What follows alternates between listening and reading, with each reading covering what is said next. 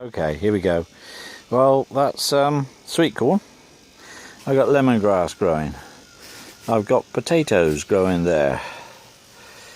I've got three little chilies and strawberries. More potatoes in the background. More strawberries, hanging ones. And even more strawberries forming. As you can see, the little flowers are out and everything's looking good. Strawberries galore. Oh, I'll make lots of jam. And Sue does. She likes her jam. Goes through the winter. Everything I try to grow for the hungry period, which is now actually. Now is what they call the hungry period. It's before everything starts to bloom. That's spinach. And that's little baby parsnips. Mange two, just to go with the salad.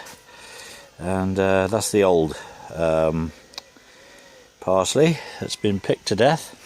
More mange two, mint, and forgotten what they called. There you go, that's what you call a tomato plant. I've been growing that one. It's ready to go into something bigger. That's my job now. Okay, I've come up here for half an hour to do that. Video one. Then we got outside strawberries. They're slightly behind, obviously. That'll be that way. They won't all come at once. There's a few didn't make the winter. That's where the holes are. These are garlic, and these are giant garlic. Those are parsnips. That's shallots, and all looking pretty good. Getting ready for the outside sweet corn.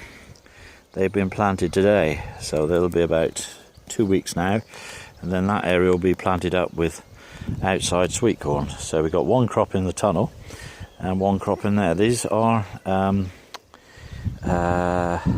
spring onions, and at the back here a different type of garlic. That's my own garlic actually. I've had them for many years, growing on and on and on. I've got borlotti beans coming on, more parsnips, different types of tomatoes, mainly sun gold because I like sun gold bestest of all. These are pear trees I picked up from France.